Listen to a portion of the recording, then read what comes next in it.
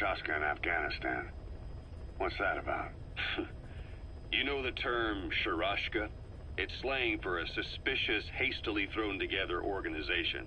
The word became associated with a type of forced labor facility in the Soviet Gulag system. OKB scientists and engineers who'd been convicted of crimes were sent to a Sharashka for forced R&D. The Sharashkas were supervised by Lavrenti Beria of the NKVD, the secret police, under the official name 4th Special Department. Forced research? That's not very different from what we do here. Diamond Dogs is different. Everyone here believes in you. Regardless of where they came from or why they're here, they revere you. And they're fighting because it was their choice. And if it wasn't, they'd leave? Who knows? That's our reality here, whether it's real or not. If there's another truth, I don't want to know it. All that matters is that's the concept that's taken shape in their heads. The traces of a group ideology, our superstructure, to put it in Marxist terms. All right. Go on. Right. So anyway, at some point the enemy started calling me Sharashka. This was after the war in Afghanistan broke out. While I was keeping an eye on you in that hospital, I was also heading up interrogations here. The men I broke gave up their comrades and families, everything they wanted to protect them most.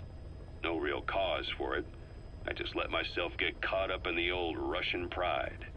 And suddenly I received the honor of becoming Special Interrogation Advisor to the forced labor camps. But the more men I interrogated, the more people saw me as just that, the interrogator. It helped cover my real objective of keeping you safe. You went that far for me? Far enough to keep you alive. I ended up being pretty well known among the Afghan guerrillas. Some of them would have seen me on the battlefield, and that's how I got the second half of the name. Shashka. It's a sword, a type of saber from the Caucasus. Russian dragoons and Cossacks carried them into battle. Now, the Russian Empire had a general by the name of Fyodor Arturovich Keller. His bravery earned him the nickname Russia's Greatest Shashka. Someone must have known about that, because somewhere along the line, Shashka got stuck on the end of Sharashka. The guerrillas were using the name amongst themselves, and by the time I got to hearing about it, pronunciation had wound up as Shalashashka. So, half Gulag, half Hero's sword. It was a perfect fit. But you see how rumors and ideas about people can get out of hand fast. Once you create a character and put it out there... Farming villages in southern Vahan have been subjected to a strategic bombing campaign the past several weeks. The damage is spreading. Boss, information warfare is more than just intel gathering. It also means disrupting enemy communication. If we're going to expand Mother Base, we need more manpower. And not just for combat roles either. R&D, the support unit, intel, each demands a different set of skills. If we want to achieve what we've set out to do, Diamond Dogs has got to get stronger. There's a Soviet engineer I want to have join us. He was the one who built your prosthesis. With him on our side, who knows what sort of enhancements he'll come up with for it. He tried to defect but didn't make it, and now he's being held prisoner at Waksin Barracks. Find this engineer and get him out. Having him on our R&D team will go a long way to helping Diamond Dogs grow. Farming villages in southern Vahan have been subjected to a strategic bombing campaign the past several weeks. The damage is spreading. It's part of the Soviet Scorched Earth operation aimed at wiping out the guerrillas.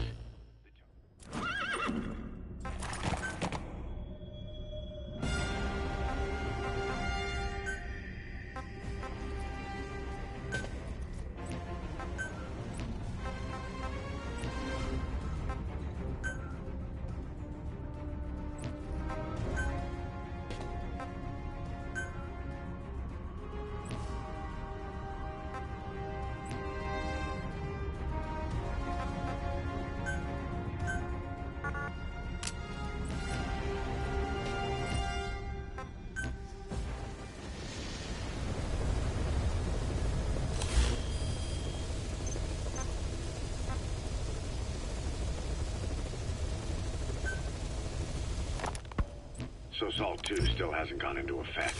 That treaty was drawn up to limit not just the size of the U.S. and Soviet Union's nuclear arsenals, but also their delivery systems. The whole deal.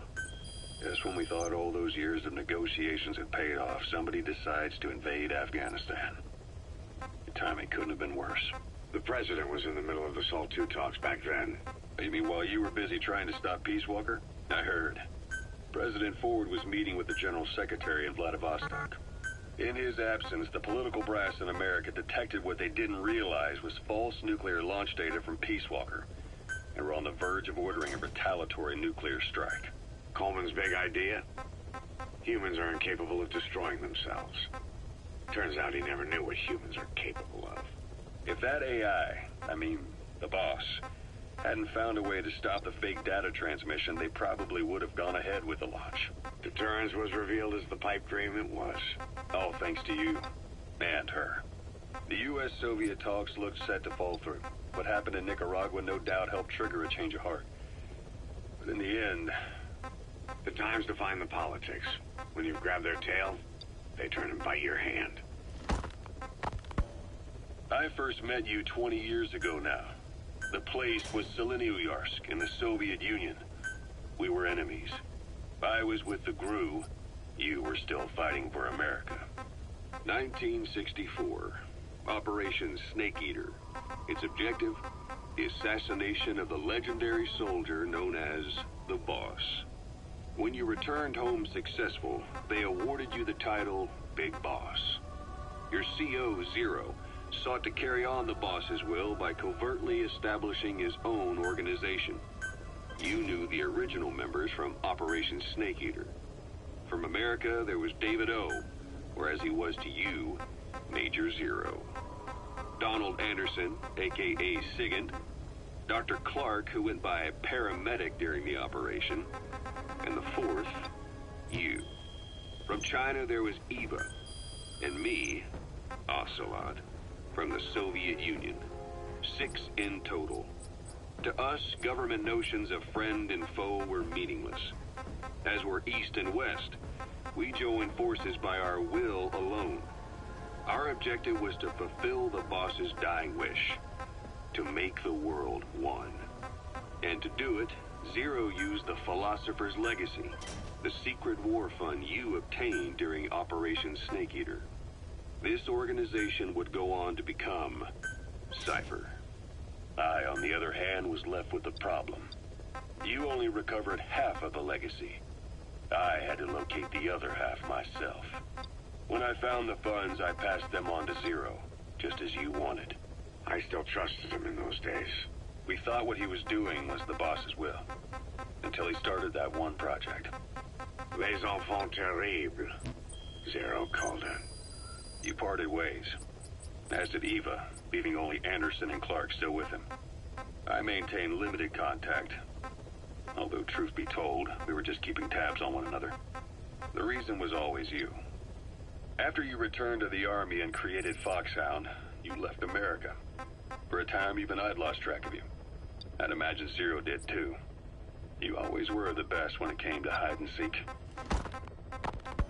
Zero created Cypher, an information network to tap into every corner of the globe. Woven together, Cypher's arteries make the world just one big organism. And that's not all. It also monitors the thorn in Zero's side. That's you, tracking your coordinates wherever you might go. The further you strayed from your roots, the larger Zero became. It's as if he was trying to close the gap between you. But before long, he disappeared from public life. Only a few people had direct contact with him. For a time, I was one of them. Then a year after you fell into your coma, he slipped out of sight entirely. Since then, nothing.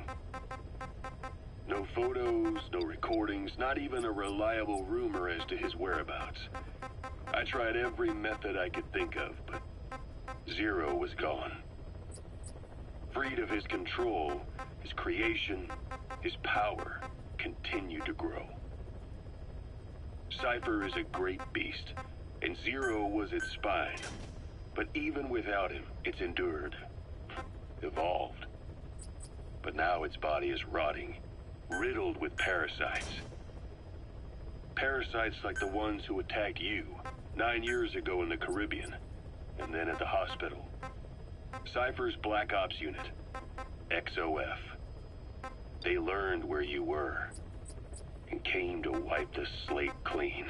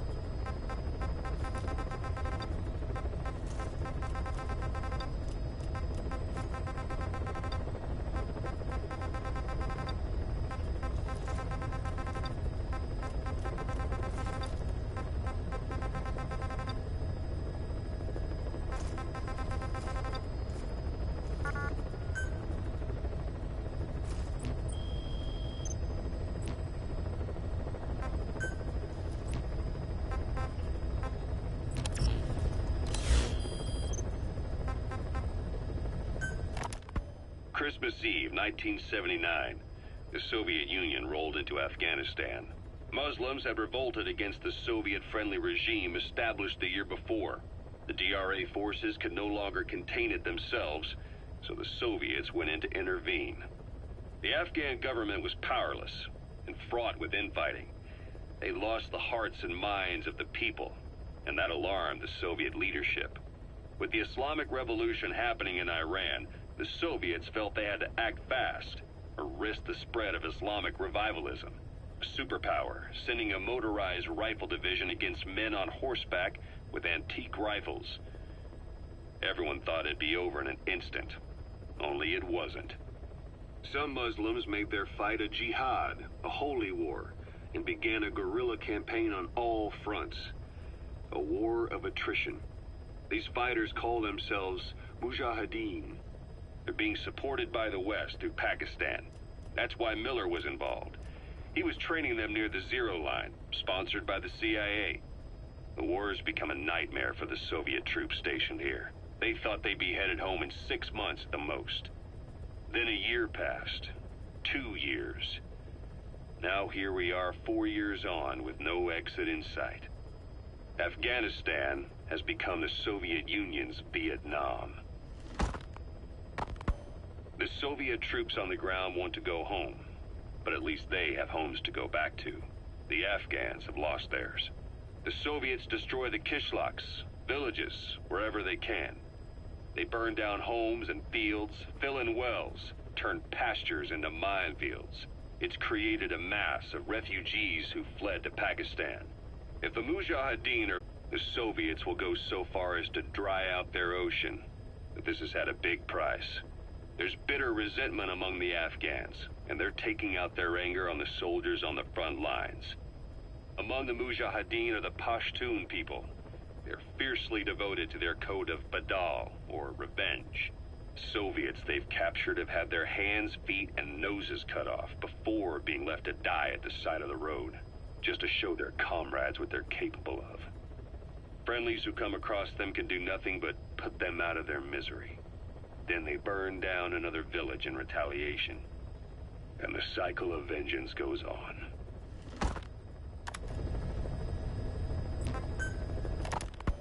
Snake, I wanted to ask you about the man on fire. What do you remember from the hospital? Anything we can use? Well, he took off the moment. Sprinklers? The fire system? And when he got sprayed with water from the burst pipe, it slowed him down. When we escaped on horseback, he wouldn't cross the river either. And then it started to rain. And he disappeared. Water against fire. Is it that simple? I mean, it makes sense. It's just hard to believe it would work on a guy like that.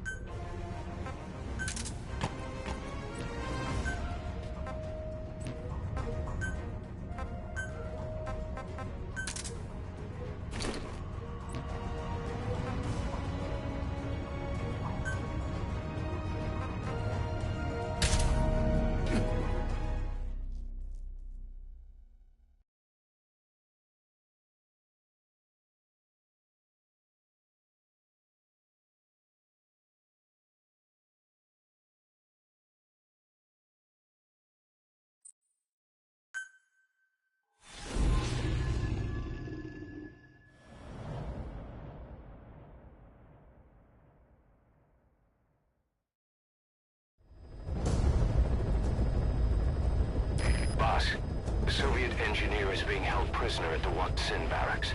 You need to find him and get him out. He tried to defect from the base camp up north, but it didn't work out. Now they're holding him at Wak Sin. He's offered his technical skills to us as long as we can guarantee his safety. You have to extract the target.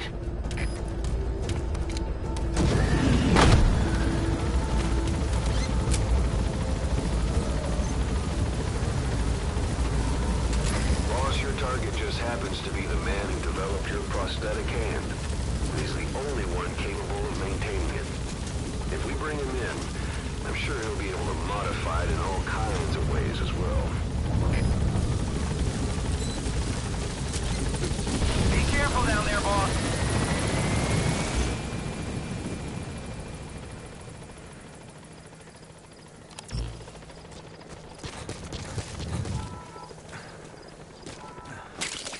We can use compounds from plants to make medicine or poison for use in new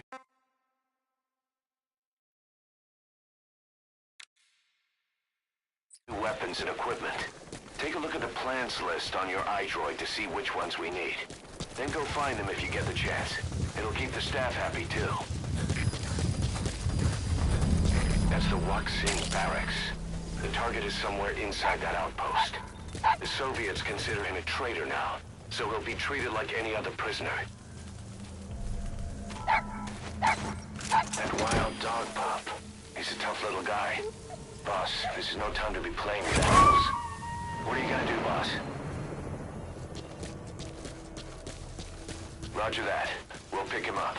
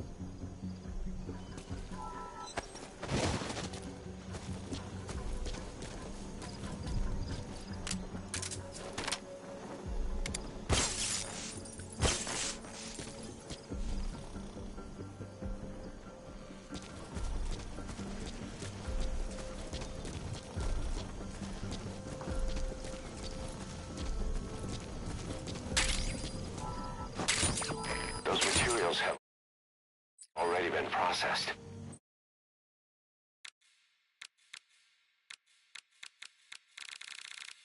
It may not be much, but we can use them straight away if you bring them back to base.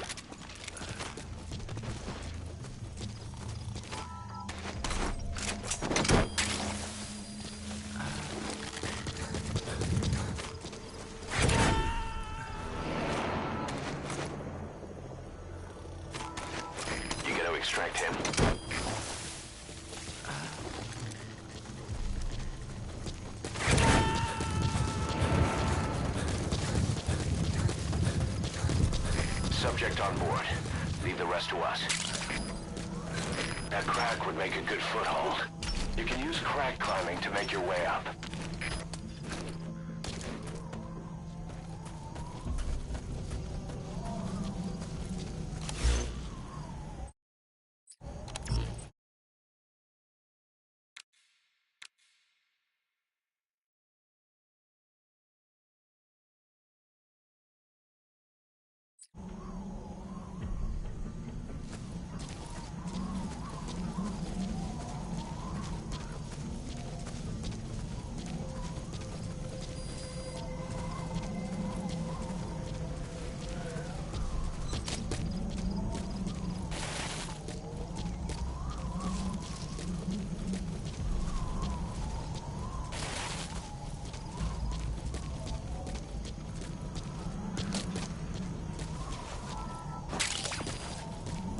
Black carrot. It's something of an ancestor to the domestic carrot. It's also a favorite of wild animals.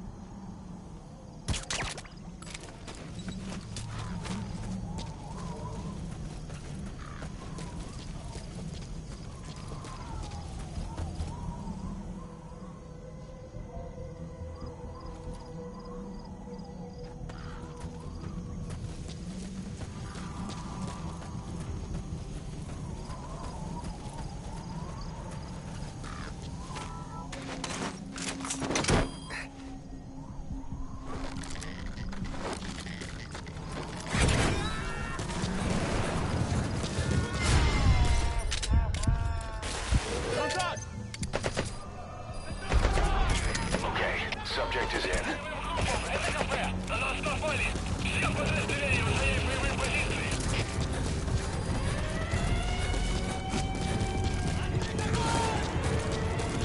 Boss, enter the building. Escape route defined when you head indoors. If you get surrounded, you'll have nowhere to run.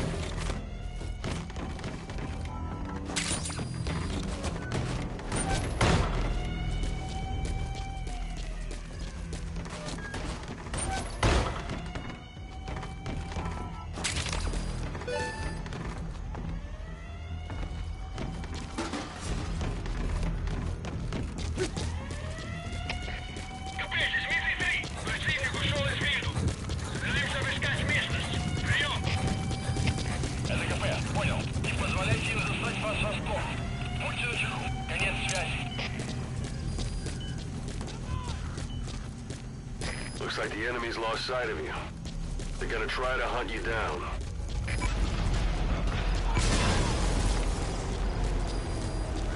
You destroyed their anti-air radar? It wasn't one of the targets, but that's put a hole in their air surveillance. The chopper will be able to get in close now. You can designate a landing zone near the outpost.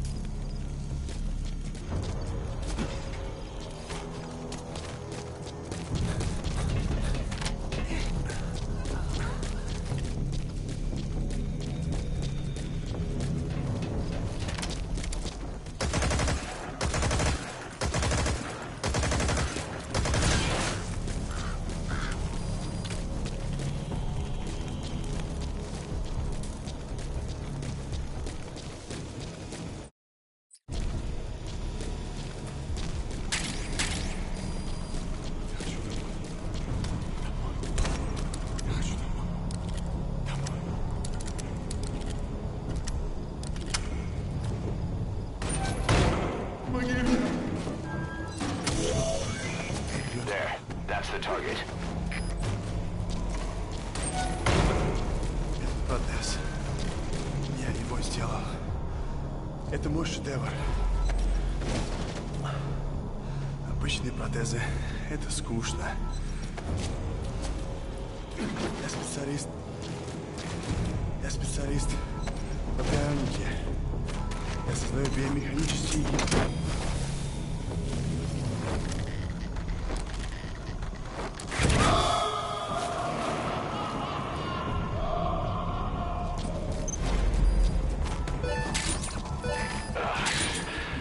Now that's some lateral thinking. Flawless work. You never cease to amaze, boss.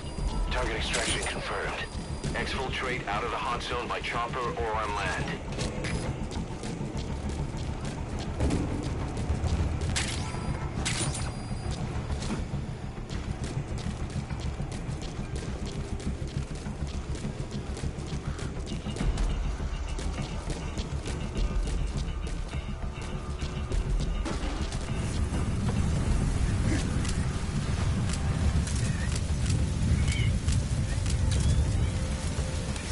So when sandstorms come in, sandstorms effectively make you blind and deaf.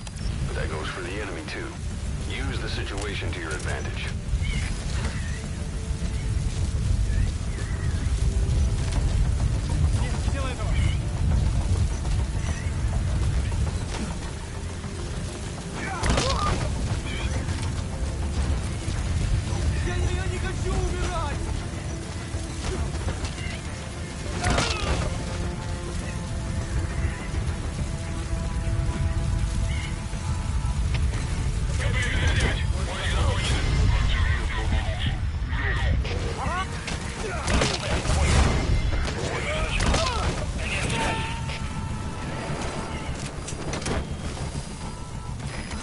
Giving up their search for you. But they're not giving the all clear just yet. Stay alert.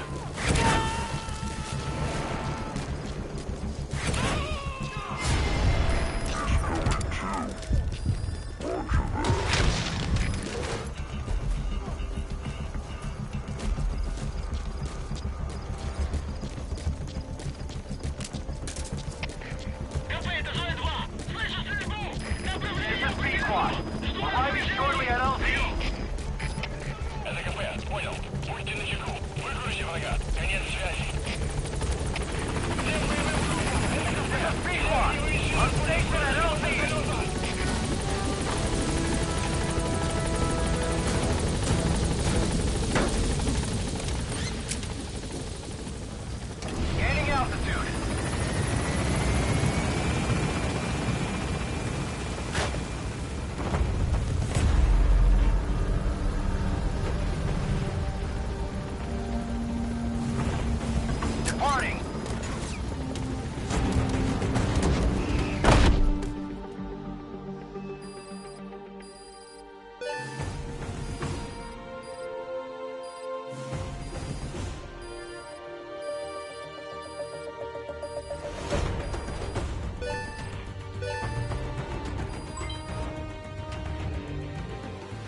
Mission complete.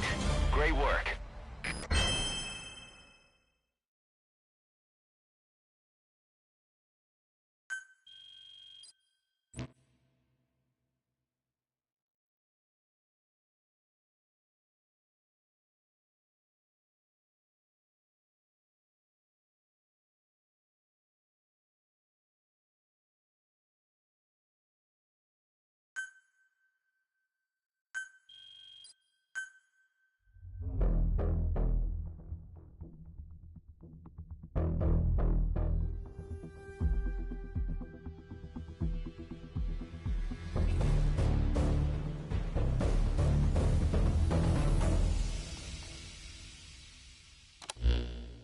The engineer we rescued has been extremely cooperative. The guys on the R&D team are glad to have him aboard.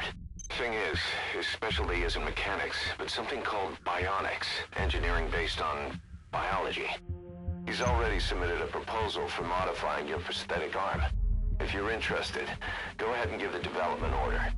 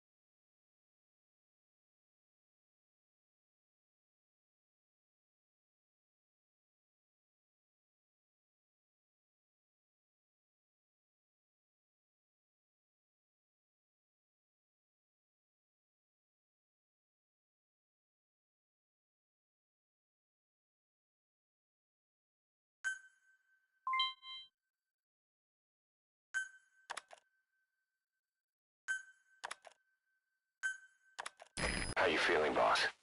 Getting used to being in the field again? Having choppers and a horse at your disposal is indispensable for operating in the wilds of Afghanistan. I've gone ahead and arranged for you to be able to develop and customize weaponry for support choppers. And you can also develop new equipment for D-Horse if you like. Use your iDroid to start development as needed.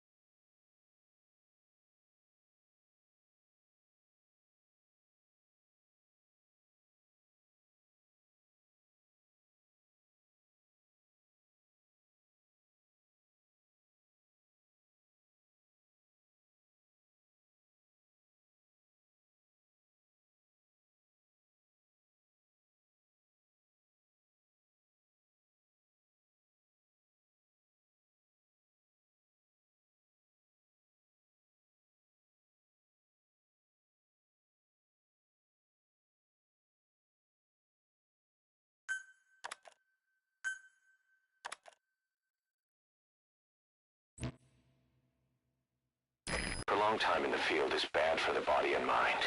I think it's time you took a break. Do it for me. Come back to Mother Base ASAP.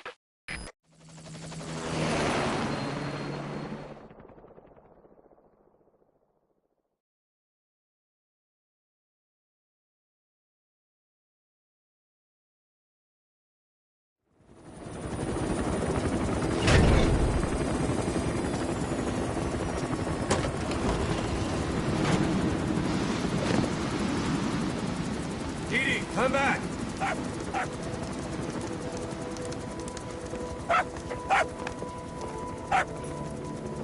Mitch, Here's the dog you brought back. Bit of a troublemaker. Not sure about the breed, though. he'll get bigger? Uh-huh. Like this. You know, I can look after him. He's still a pup, so he doesn't listen. I have a feeling someday he'll be useful. I suspect you discovered a real diamond in the rough. With a little polish, I say we got a true diamond dog on our hands.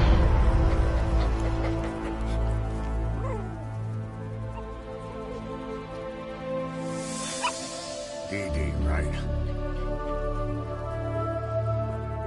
Hostile at raising hounds. Fine. Come on, Didi.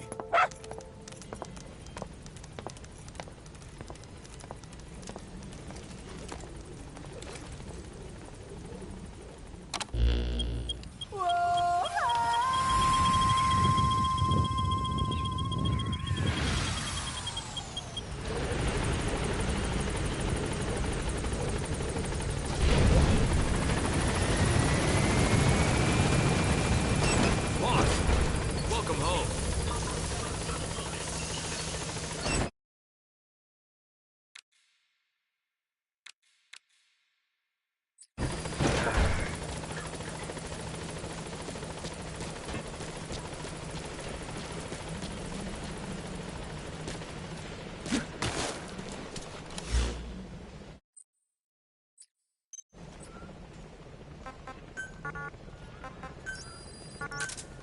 Roger.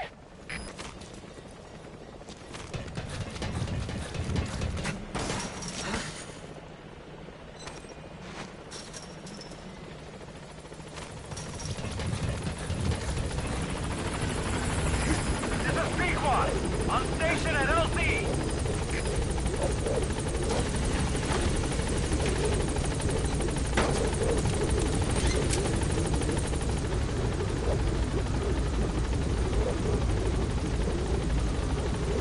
Gaining altitude.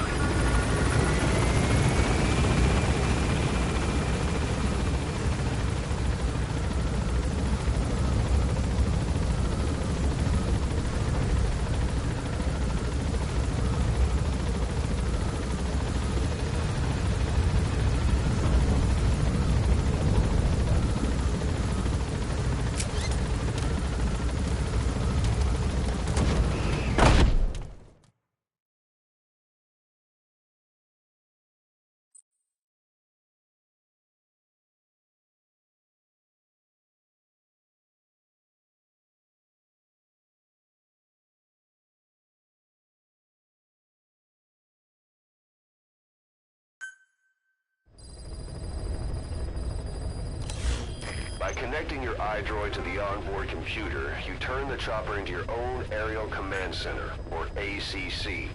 Some elements of staff assignment and R&D of weapons and items can only be performed from there. Take as long as you need to consider all your options.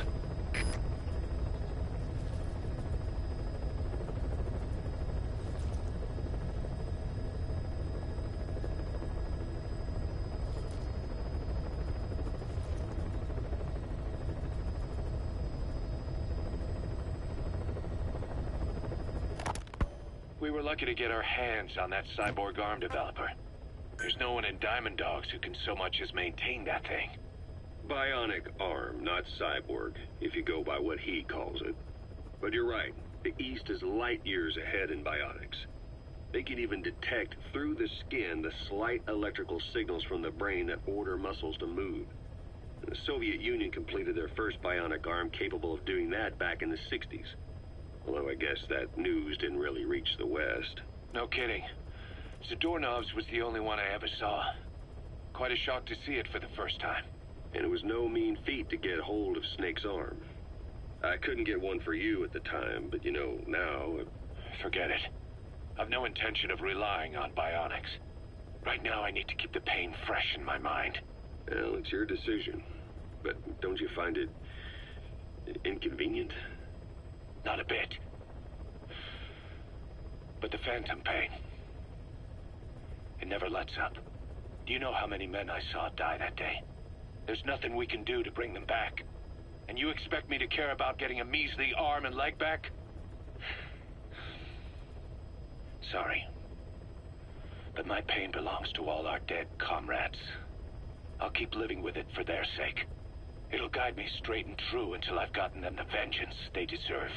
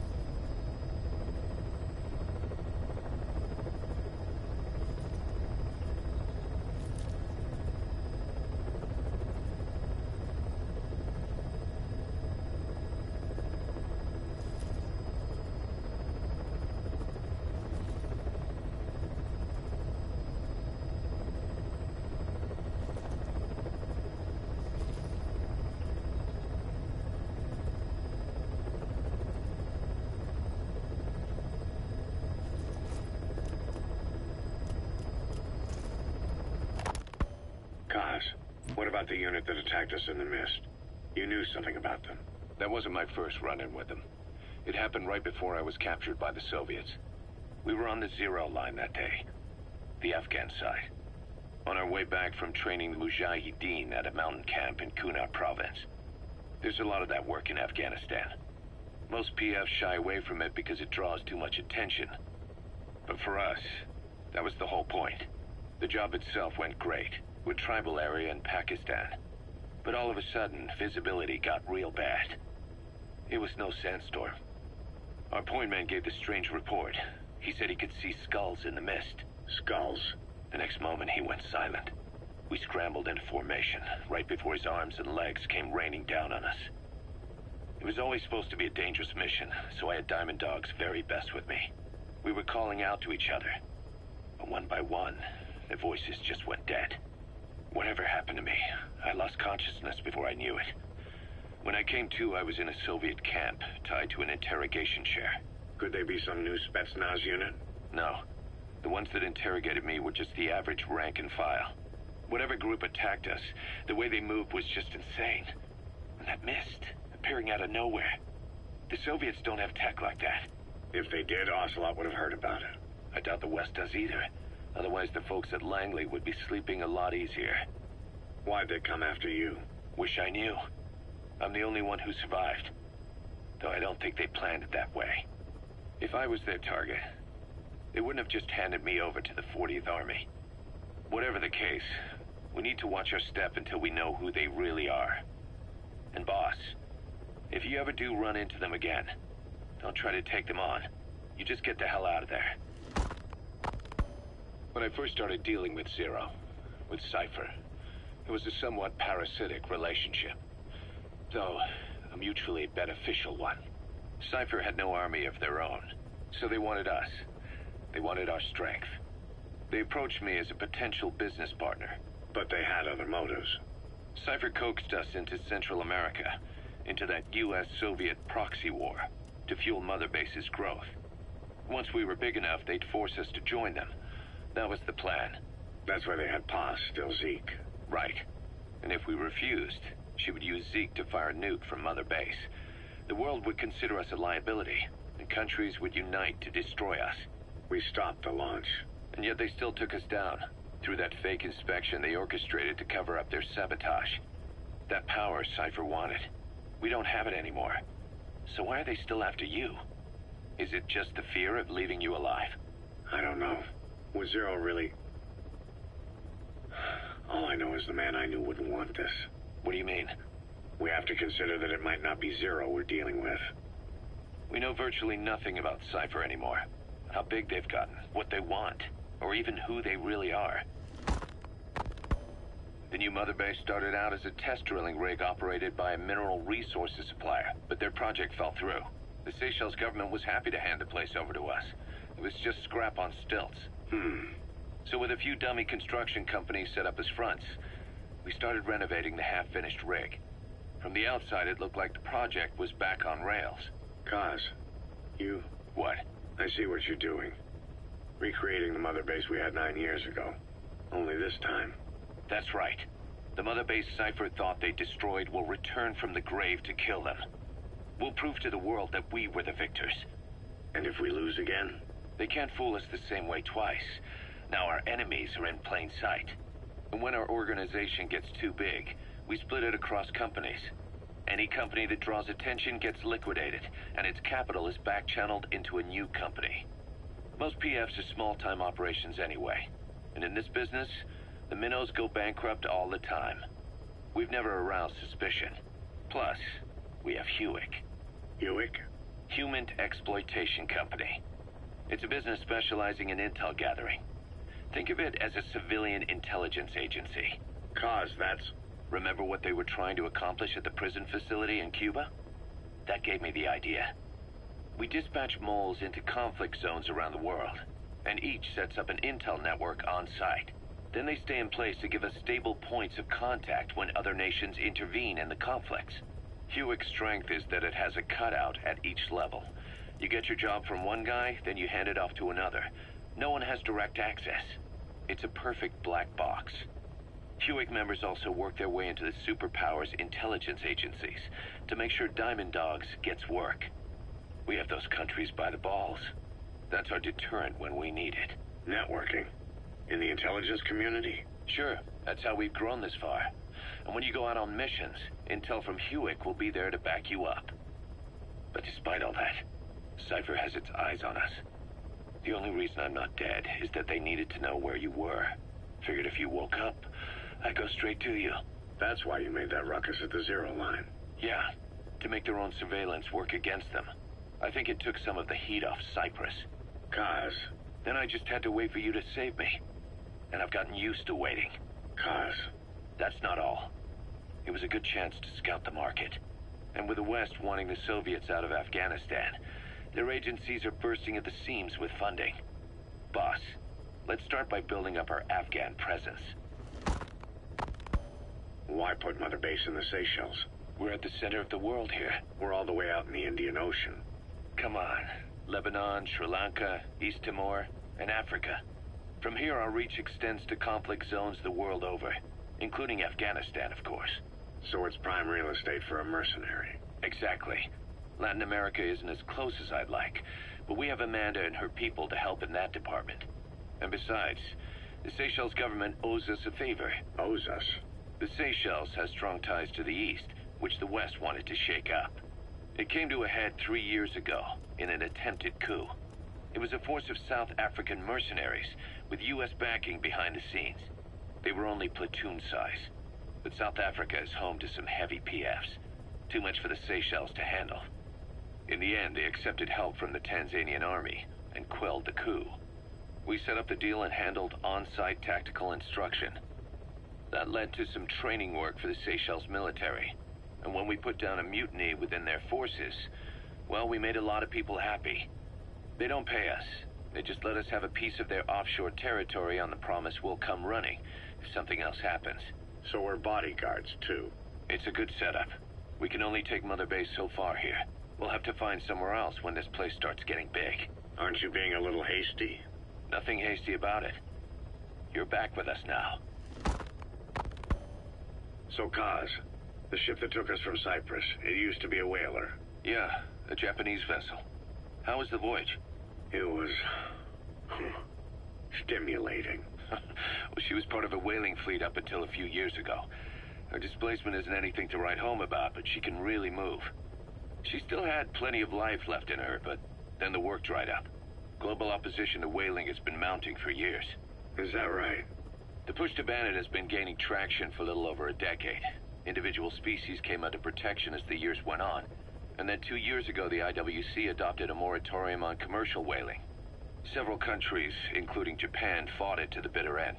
But eventually, most whaling companies had no choice but to throw in the towel. You ever tried whale snake? Can't say that I have. When I was a kid in Japan, practically everybody ate it. That good, huh? The country was poor in those days, and whale was cheap. International opinions changed since then. In any case, that's why we were able to get a bargain price on the ship. Of course, we did end up spending 5 times the purchase price in modifications. We had to really work to fit in all the ESM and communications gear while keeping the whaler look intact. Right now, she's going around conducting SIGINT missions. In the future, we plan to use her as a communications relay base between you and Mother Base, and also as a chopper resupply vessel. Diamond dogs. The word diamond originally comes from the Greek adamas. It means indomitable, unyielding. Other words for the stones often mean eternal bond, fortitude, or purity.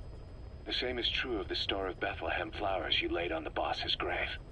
They represent innocence, as well as chastity, yielding to no man while maintaining one's virtue. In other words, staying loyal to something.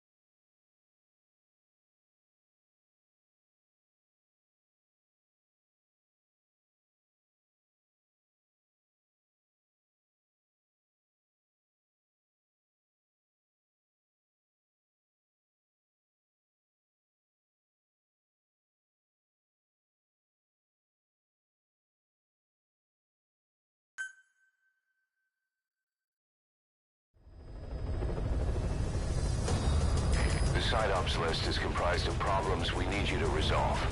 Objectives to be completed, and information gained from the soldiers and prisoners you've extracted. These aren't missions per se, but if you can take care of them when you're free, I'd appreciate it.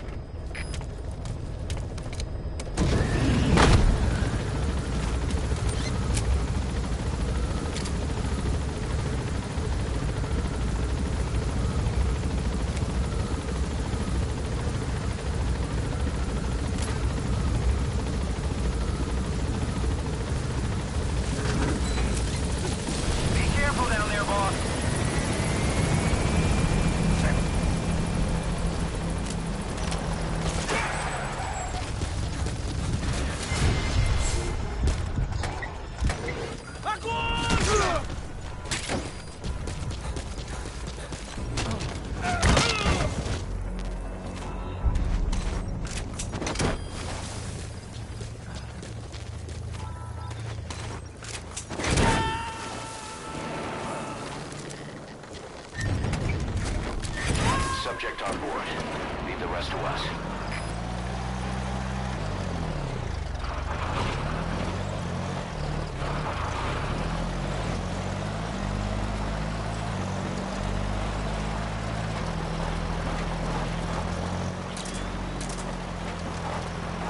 Say, boss, you see many animals in the field. Truth is, an environmental NGO has asked us.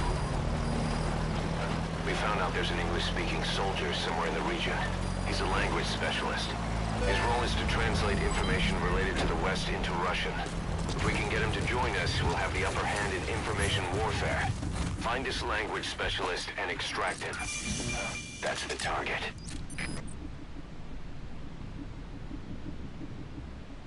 Понял?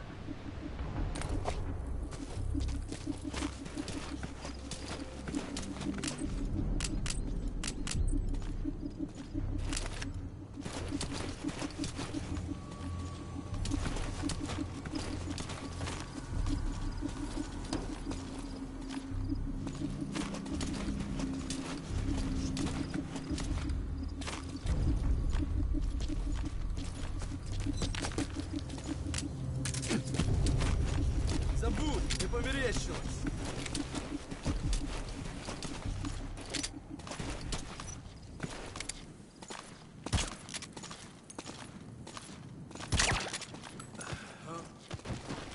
Какого? Что ж, что такое?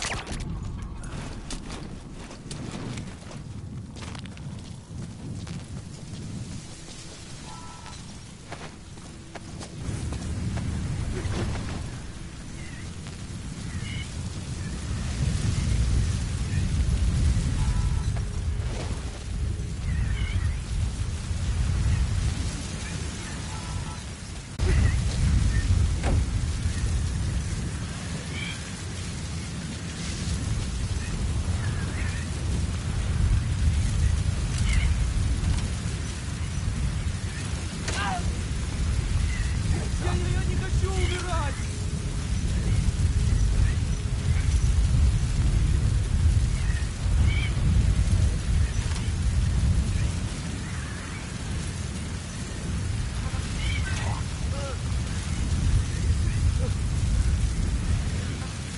Where are your friends?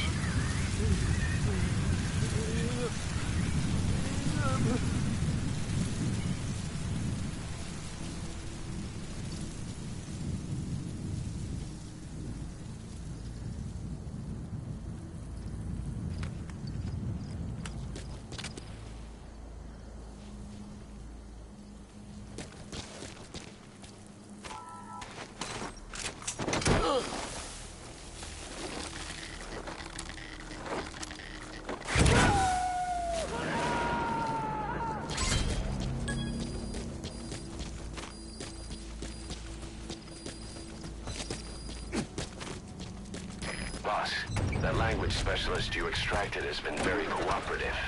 Says he's always dreamed of living a free life, like folks in the West. What are the odds, huh? I've gone ahead and placed him in the support unit. His job is Russian interpretation. Now you'll know what Soviet soldiers are saying. You can even interrogate them. Should give you an edge in the mission.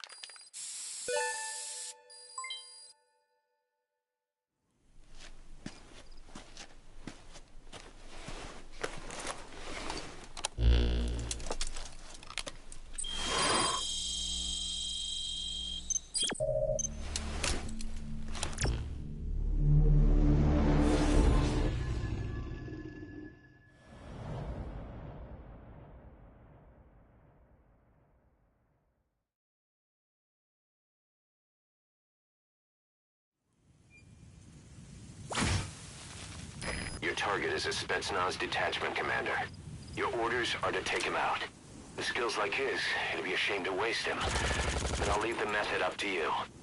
Boss, make your way to Deshago Calais and eliminate the target.